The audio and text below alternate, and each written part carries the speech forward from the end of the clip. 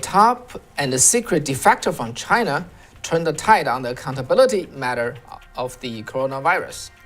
After bad talking for 5 years, suddenly China is ready to change its tune. Why is that, and what should you watch out for? Welcome to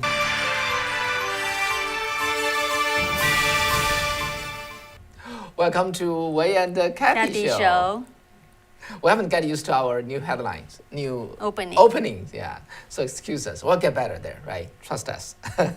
Okay, so we will bring you two topics. First, as we just said, top sources. We'll have two sources. Okay, it's not how to say it's not a widely reported yet, but the people who report on this are quite credible. Okay, I'm talking about three sources. Okay, what is the matter? First, a top defector from ranked officials from China defected to the U.S. about 3 months ago. And this person, I don't know whether it's a man or a woman, has been staying with the Defense Intelligence Agency, DIA, all right? And the DIA checked out his debrief and concluded that his report, his debrief is credible. In the meantime, interesting enough, the DIA has been holding this information off from FBI, from CIA, and from the State Department because they're afraid. They're not only they're afraid. They're worried there are Chinese government spy inside all those U.S. agencies. Okay, for the security of this person, of this defector, they've been holding that off. So. And the first source I would say is come from a former Fox News correspondent, an Emmy Award winner, and his name is Housley, Adam Housley. He tweeted about on June 3rd, just 4 days ago. And what did he say? Let's just show that on the screen. He said, being told the increased pressure on China in recent days is due to a defector with intimate knowledge. He said, in fact, Ray, the FBI director, did not know right away because they wanted to make sure that they got all they needed before telling him. He also said, also, U.S. intelligence believes China is trying to produce variants that suggest it came from the bats to cover up that it is originally came from the lab. We're talking about the virus here, okay? The belief is still that it escaped accidentally, but it was allowed to spread. All right, so, okay, in the meantime, a web media called Red State, published a report, and the report said basically this person is among the highest ranking defectors ever to the United States from the People's Republic of China. Okay, and he has been working with the DIA for months. And so the source from the DIA is just anonymous. Okay, on condition of anonymous, they leak this news out to the Red State. And the defector has also direct knowledge of the special weapons program in China, including bioweapons programs and so on. So, of course, what is the most startling here, shocking here, is what we just showed there, right? There was Chinese government has been producing variants of the virus in order to cover up that the virus originally came from the lab. Do you believe that? And also at the bottom of the article, and the managing director said they got CIA. Some CIA analysts said it is not true. They debunked it, but she said we stood by our report. Yeah, actually, why this top defector has been staying with the Defense Intelligence Agency, according to the report, is because they believe there are spies in other agencies like CIA and FBI. Right. Yeah, and that reminds us of what former Secretary of State Pompeo said recently, that during the course of his tenure, he tried to have his people to investigate the origins of the virus from China, and he said encountered fierce opposition from within the State Department. And and he said that the main obstacle is that part of the important evidence is in the hands of intelligence agencies, and these agencies opposed the public release of such evidence. And then recently, another media, Vanity Fair, published a nearly 12,000 word investigative report on June 3rd, disclosed that during the Trump administration, White House officials warned internal leaders not to investigate the origin of the virus. Otherwise, it might open a box of a worm, right?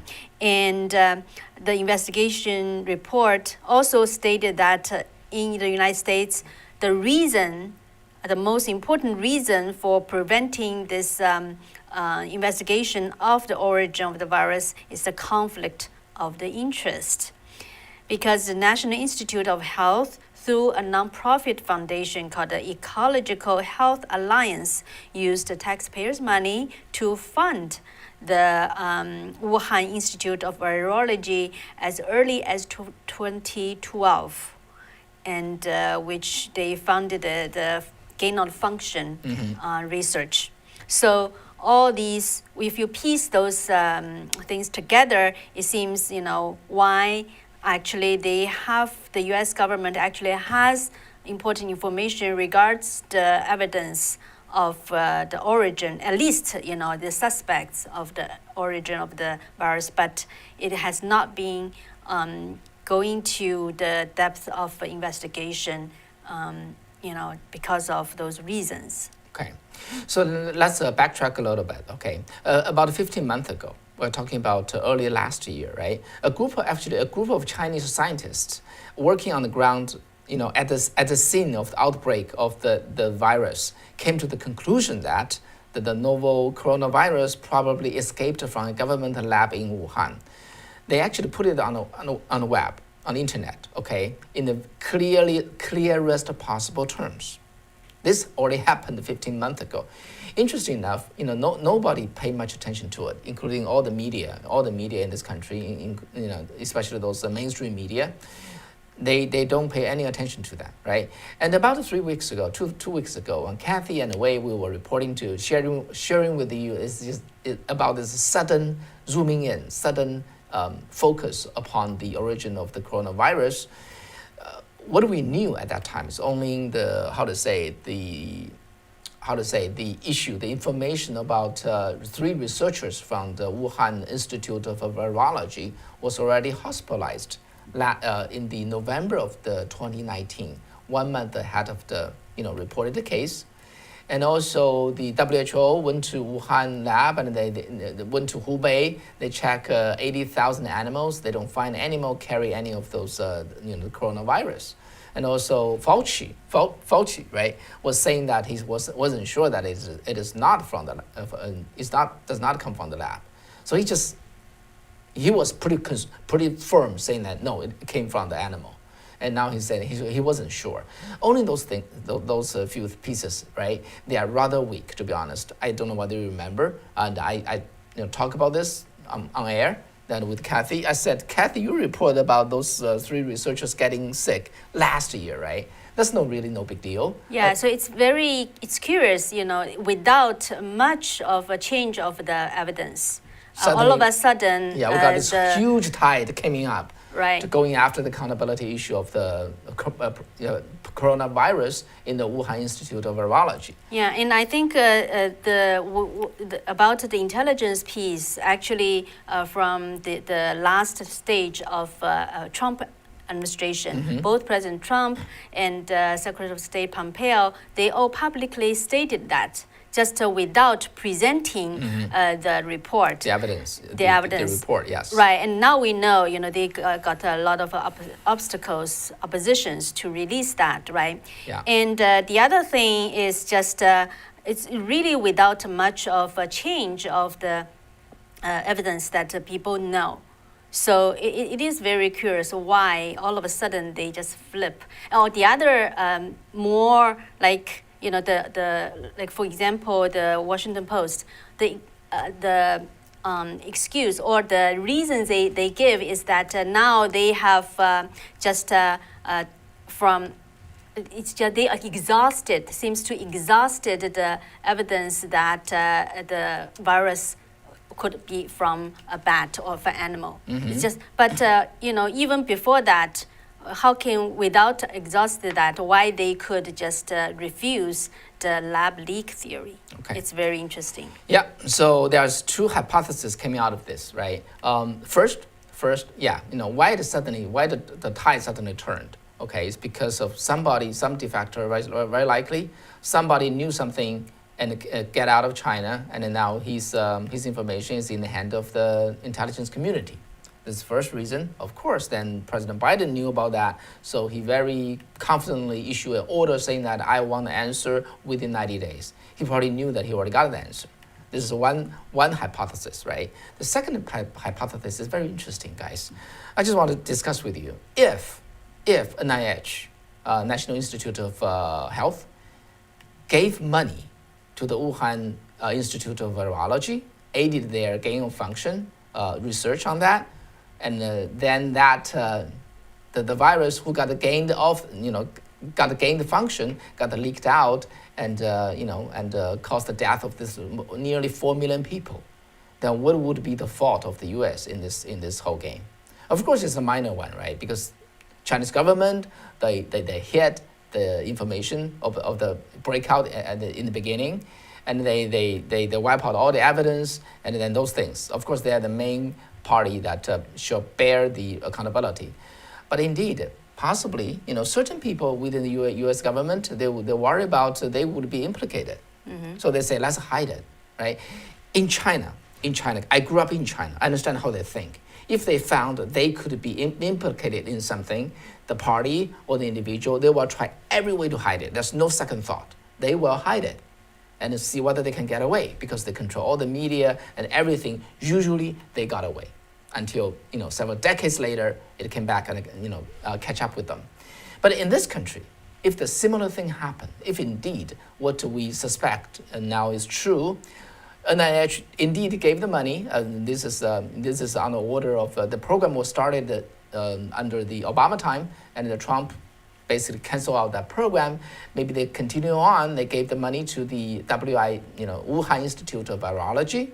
Now they feel, oh boy, the virus got out of hand. We were part of it. We'll be found fault with that too. U.S. will be implicated. So what would they say? What would they do? So that may explain the effort of hiding that, suppress that too. My question is this: in this country, in this democratic and free country, when our government, did something wrong, would this country eventually can open it up? Whatever we did wrong, we can open it up, and then face the consequence. Okay, and if this country does, that's a very, very big or stark difference from China, from CCP's China. And that would only earn my respect for this country or for the people in this country. And but we haven't seen the end of the game yet. So I'll be very, very curious to find out what this lead to. Mm-hmm. Anyway, so that's the first news. And the second news is the main thing that I want to share with you. Yeah, it's already being asked, what is Play Lovely? What is Play Lovely? Yes, you wonder why, when Kathy put on this name, Play Lovely, what does that mean? That's literal translation of Xi Jinping's word. Can you believe it or not? Yeah, he wants to, he actually gave instructions to its subordinates to create a credible, lovely, and respectable image of China. That's Xi Jinping's most recent instruction. Okay. To present a lovely China. Yeah. Okay. Yeah, we'll explain to you more. Yeah. So we have to walk back by 5 years. Okay. In the 2015, this is March 2015, General Secretary Xi Jinping, in the so-called 党校, the Party Institute, CCP Party Institute working conference, the National Working Conference, he made this speech. he said, or in Chinese, the word says 落后.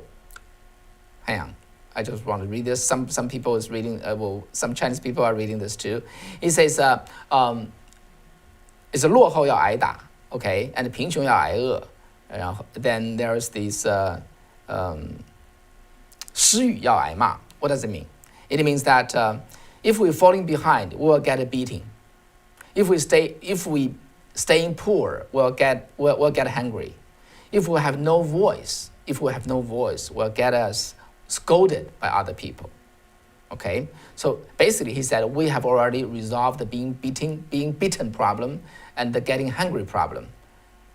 We have never resolved the problem of our being scolded by other people. By other people means other countries, free world, Western country, U.S., Europe, and so on and so forth.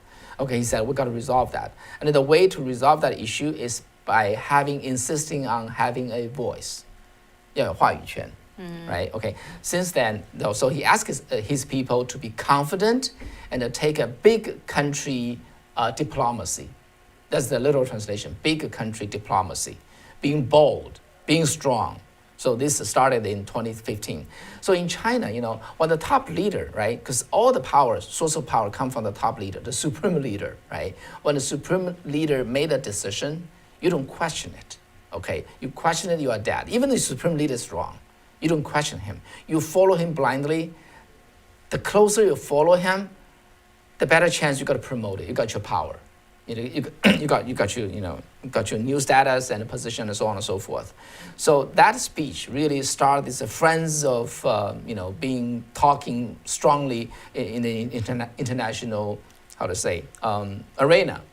So that's what you see that when this Lu Saye, right, this China ambassador to the France, he dared to call a scholar of France, whether you remember him, and his name is Bondes. He's a China specialist in a think tank. He called him a small-time hoodlum.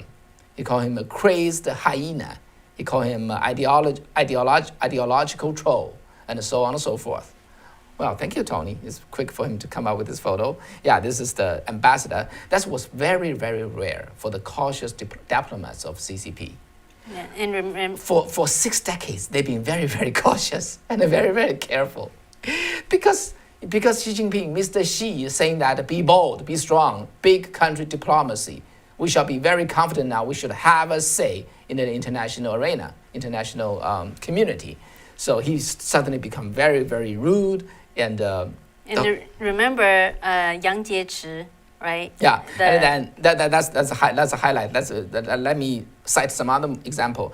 This is a general consul. His name is Li Yang. He's the CCP's general consul to Brazil, to the capital of Brazil. And he said publicly, Canada. He was criticizing the Prime Minister of Canada. He said Canada is becoming a running dog of the U.S. Spendthrift. He said spendthrift. You spoil all the good relationship that China has with Canada. He called him the running dog of China, of the U.S. And then the ambassador also criticized Mr. Bolsonaro. Mr. Bolsonaro is a congressman, and he's also happened to be the son of the president of Brazil. Mm-hmm. Okay, he said you have been brainwashed by the United States. Well, for common people, we said that it's no big deal, but think about it, for the general consul to Brazil, who has been always very, very cautious, very, very friendly, to say that in public. It's quite generate a big public public uproar, and then he also wrote in the co-ed in the Brazil newspaper said, should any country insist on being China's enemy, we will be its most sophisticated enemy. That's what he said. All right, and then there's ambassador of CCP to Sweden, and so many people, public members in Sweden asked the foreign ministry to just deport him, or just drive him away because he has been so rude. And I won't cite too many examples. Anyway, so on the March 22nd, remember that in the European Union, right? All the European Union decided to do a 制裁. What is 制裁? Is sanction of China for their deed in the Xinjiang to the Uyghurs, right? So they sanctioned 4 CCP party leaders in the Xinjiang province. Okay, so how China responded? They sanctioned 10 politicians and 4 nonprofit organizations. And then some of the organizations, they are really neutral. They're very, very serious, research institutions, and they were sanctioned. So that generated a big surprise, a shock in the European Union. From then on, the relationship of the European Union and China and the CCP has been going downhill. And then next is Anchorage, right? The Anchorage, Yang Jiechi, the member of the Standing Politburo, and then also the foreign minister of CCP in Alaska, right? In Alaska, was spending 17 minutes just scolding Secretary of the State, right? Our Secretary of State, Blinken.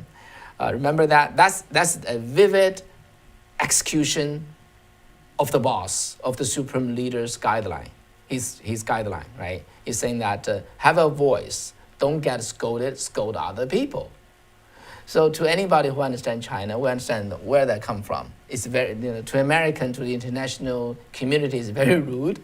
It's very surprising. It's hard to imagine, but they carry it out because they have to court Mr. Xi, court to Mr. Xi's his attitude. Okay, whether it's going to hurt China, whether it's going to hurt the foreign relationship, that always take a back seat. The important part is to make my boss happy. Okay, that's why we got this wolf warrior, right? A good translation called the wolf warrior. In Chinese, the literal translation is called a fighting wolf. Mm-hmm. Okay, fighting wolf. And they've been just bad talking. They have been barking and biting and very rude. So we've learned that. So most recent poll done by the Pew Research Center. They haven't done that this year. And just last October, okay, they polled about 14,000 adults in the 14 developed democratic countries, including U.S. and UK and France and Canada, Japan, South Korea and Australia and so on and so forth. 70 to 80% of the member of the public hold a negative view of China.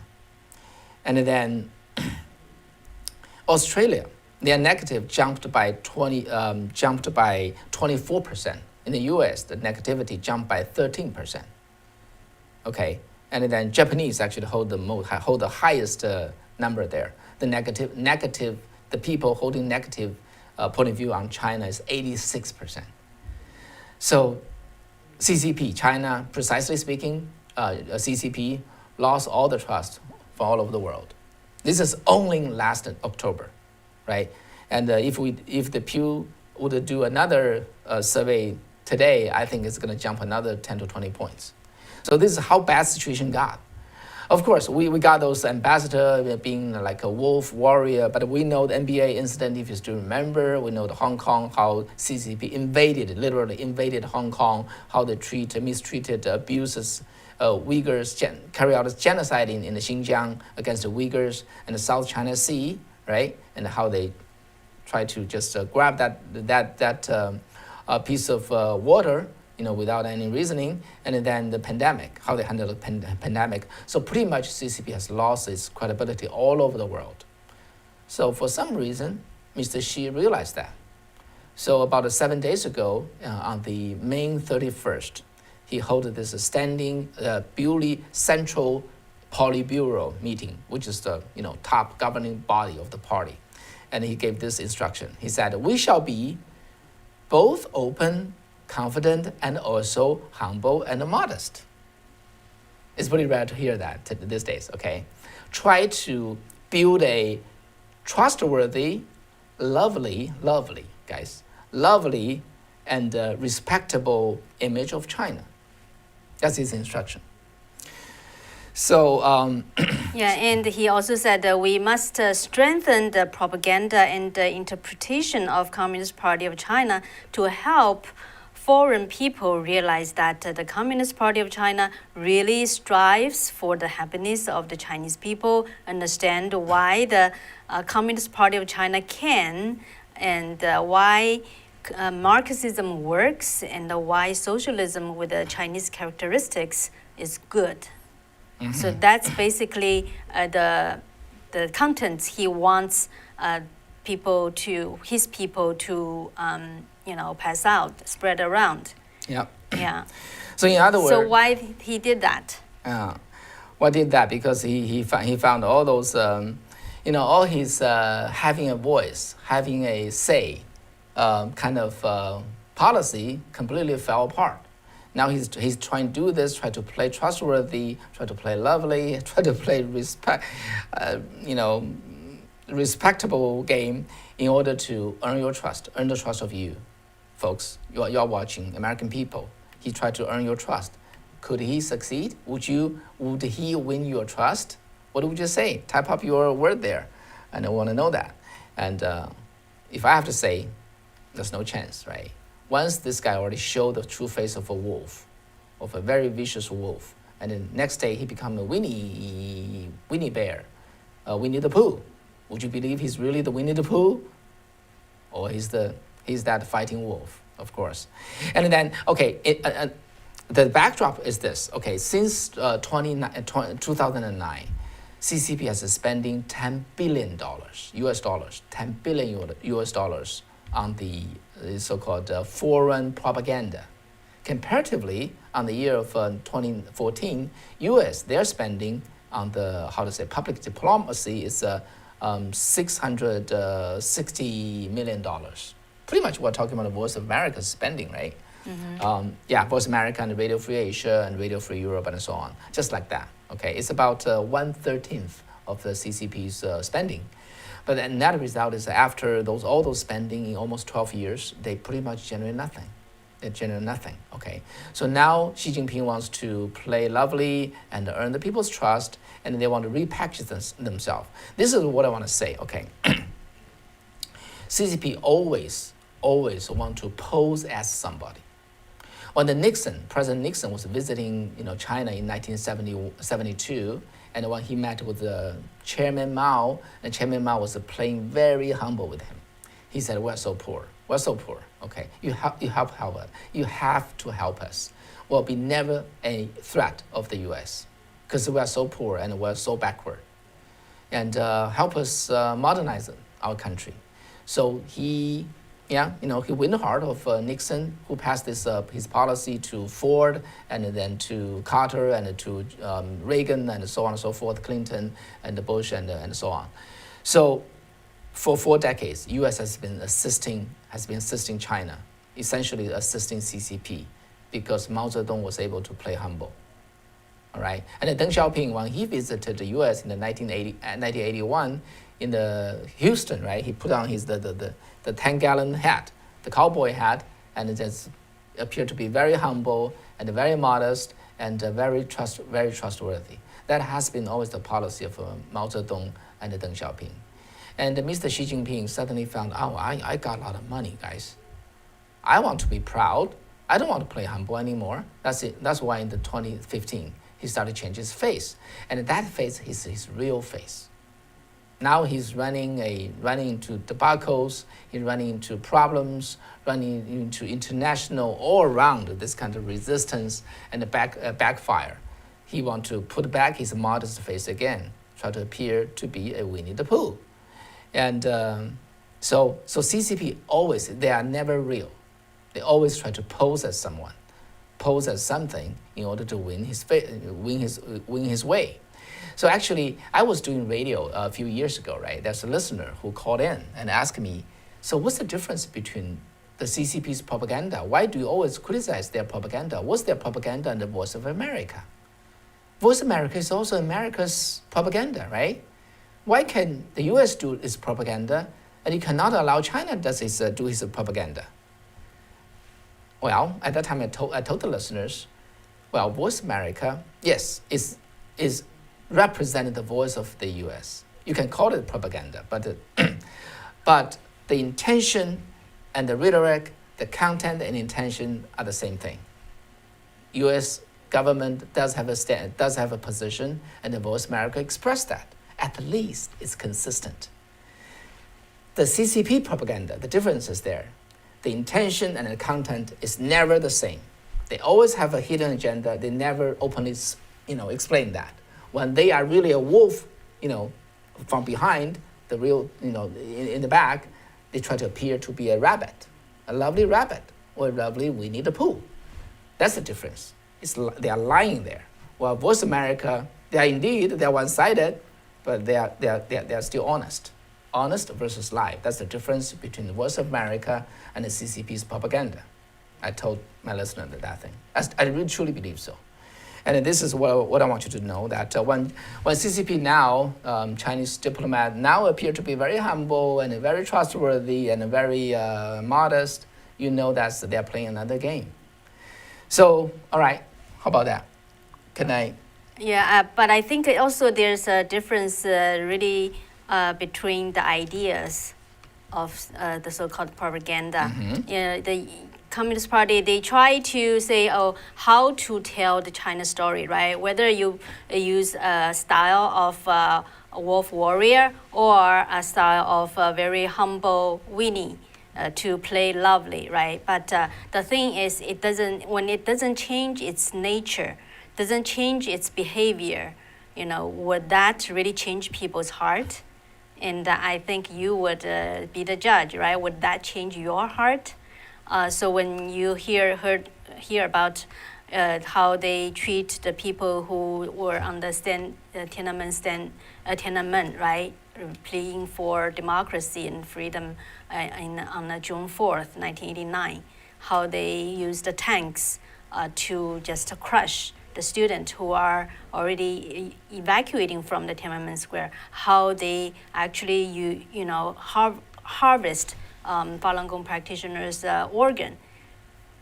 Well, no matter how they try to present a lovely image, would that change people's heart in the West?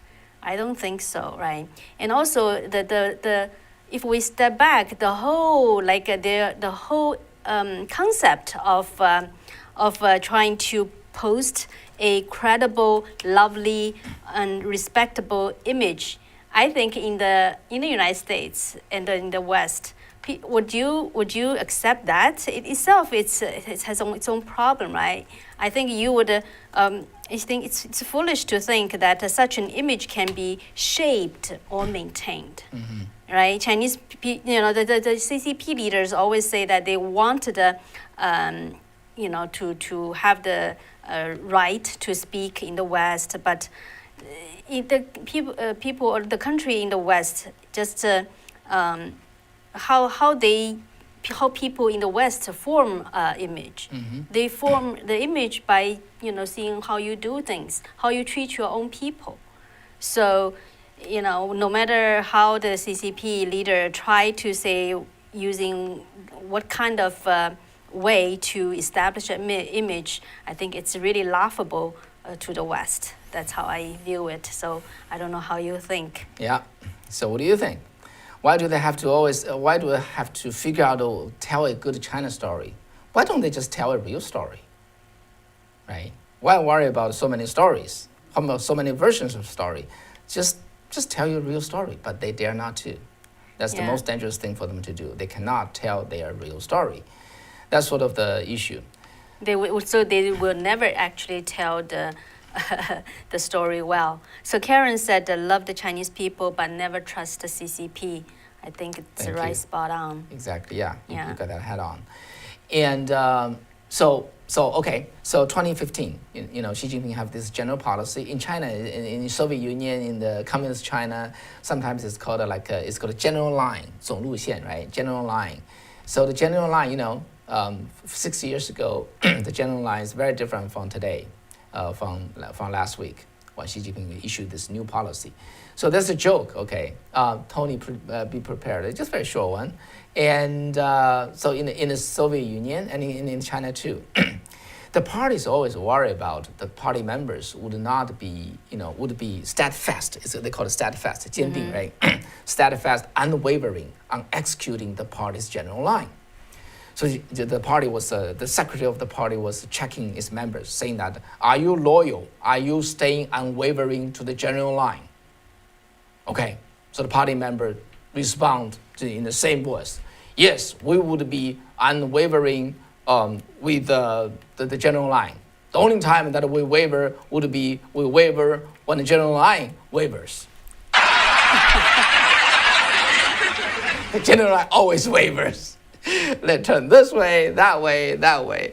And the party members just have to follow that no matter where you go. And that's the communist. And by the way, before we call it a quit today, I just want to have a very quick comment about this, the Red State, redstate.com, right? That's a web media, and they break the story with this defector from China. And the manager editor, her name is Jennifer Lar. Jennifer Lar said this. He said, this is at the bottom of the website. He said, She said, I'm an apologetic California conservative. And he said, stop telling California conservatives to leave.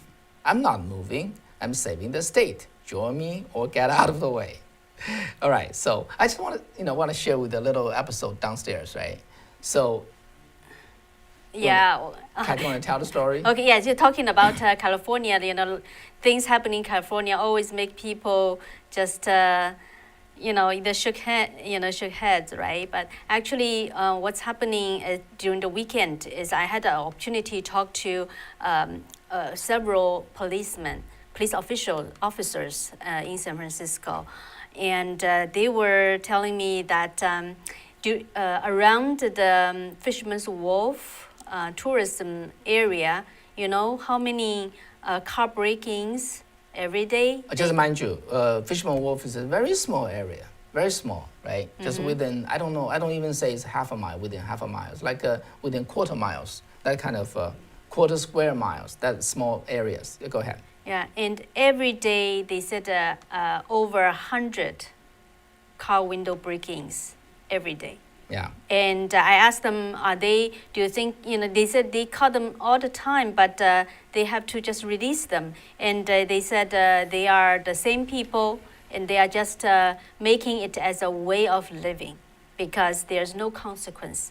When these people are caught, they were just probably just being held for a night, and then they'll be released. According to the law in San Francisco, in California, if the damage is like $950 and under, they won't be prosecuted. But actually, sometimes these people can get over thousands of dollars, but they still be released. And even the thing that's shocking is that even some of the felonies, violent crime, people who committed violent crimes, when they were caught, maybe they will be held for 1 or 2 days more, but eventually they will all get released. And you wonder why? It's because they told me, that's what the police officers told me, that because of the current district attorney, he just doesn't want to prosecute those people, those criminals and suspects. And so I can feel the frustration, that they have. And they said with the defund police thing, I asked them how was the impact on them. They said it just means that they are not getting new hires, and that they just have to prioritize the people's calls. If they have put they can go to the crime scenes which with more like immediate danger or threats to people's life. And he said if the suspect is gone already, you might as well just don't wait and go to the station to report the incidents, because the police just don't have the manpower to come to you when you call. So that's how things are going in San Francisco, which really represents a big part of the California's politics. But as Wei mentioned to you, some conservatives in California, they still try to save the state. And also I talked to those police officers and thanking them for their service and their work under such a challenge. And they just said, someone has to do the job. So I think even the states like California, someone still has to do the job to save it, right? Yeah. So we're also here. So we want to have you. We wish to have your support. Continue to having your support. Even we are, as we are shadow banned, but we are still being truthful here. And thank you for staying with us. We're not only here online. We're also staying in San Francisco, doing what we need to do. Okay, this is Wei. It's Kathy. Thank you very much for staying with us. Good to have you. Yeah. All right, take care. Until Wednesday. Bye-bye. Take care. Bye.